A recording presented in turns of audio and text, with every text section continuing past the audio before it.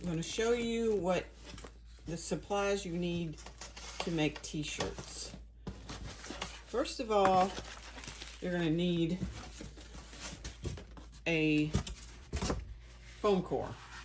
In an earlier video, I said this is $1.25 at the dollar store, but it's actually at the Dollar Tree. They're $5 at the dollar store. So get several of these because you want to leave your t-shirt on these until they're completely dry. Next, you want some stencils. Those we used cereal boxes to cut out stencils. And the reason I'm showing you these is you can turn them this way and use them. Let's say you wanted to print that backwards when there's words. You don't always have to print them forwards. And after you get paint on this, it'll make this stronger.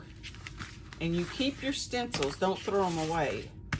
Keep a box of stencils and you can always use them at some point. Here is a stencil I made of sardines. See, I've painted this side and I've painted this side. And it wasn't that hard to cut out. You need an X-Acto knife blade. This is a cutting mat. They have these extra large, but these are sold at the Dollar Tree for $1.25, and these are really good. Great for cutting stencils with your X-Acto knife. Next, you can buy store-bought stencils. This is just basic stuff to get started. So here is some tape. Collect tape. Now this tape is pretty cheap. I think I got it sent off for it. The thin tape is as important as the thick tape. Oh, that's a bunch of thin tape. Anyway, I have some painter's tape here that's thick, and I use it to put around the borders to make lines straight. This stuff we're going to use when we bleach shirts. You can use it when you're painting too. I haven't done a video of that yet. I did a little, my nephew did a short of that. So, now, when I'm using a stencil, I don't always use it like this. Sometimes I flip it around, just to keep this busy. I don't always have to read what letters are on there, because this is art, you know. Now, this is something I just wanted to show you. You know, you can get shapes and stuff to print with. If you don't have a sponge roller and a tray, that's okay. Like I got this at the hardware store.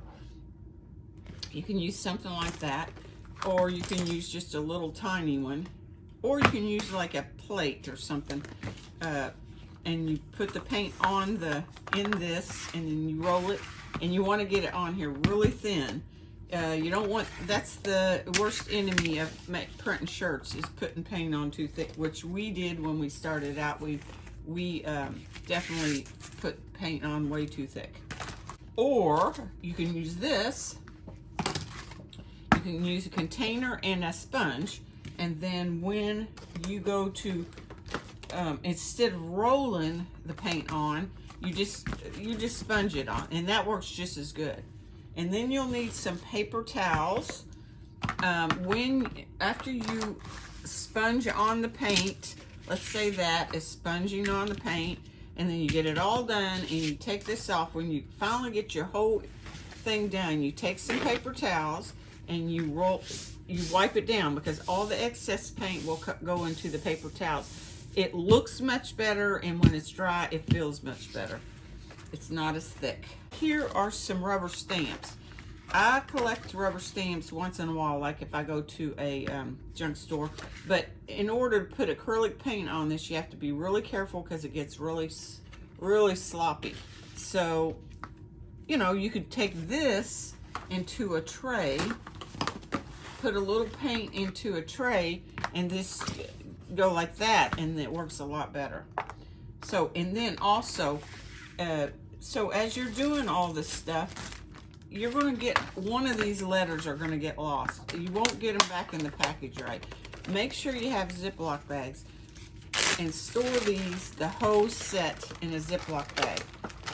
because you'll lose a letter or two, and you can't write words without certain letters. So when you use rubber stamps, or just about anything, like stencils, you don't have to wash off.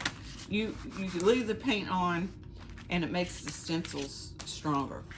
These things, you really have to wash these off. You want as soon as you use them, put them in a little thing of water, and then make sure you wash the paint off, or these are meant for ink, not paint. Paintbrushes. This is just to touch up with. At this point, I haven't done any videos of using a paintbrush. The problem with the paintbrush is you need to thin the paint down so that it's like a dye instead of paint. If you're going to paint, that's fine, but you don't want to put thick paint on the shirt. So this, I use these a lot just to touch up little areas, and we'll experiment with that later. So in here, you can get these 2.5 gallon Ziploc bags.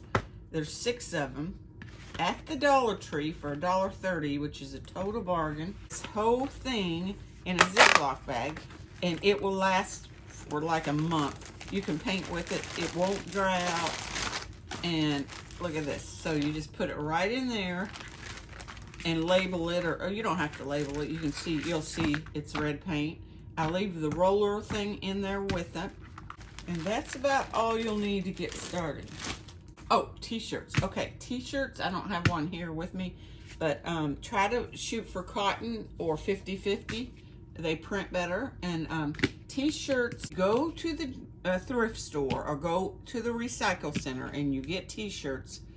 Bring them home, stick them straight in the washer, wash them, dry them, and then you're ready to start. Even the new shirts. Make sure new shirts have sizing on them. Would wait at least a week for them to dry before you wash them. And what do you think that is? That's the leftover parts from all my stencils. And as you can see, they're little tiny parts. I've got, like, I'm just going to show you what you can do though for a t-shirt.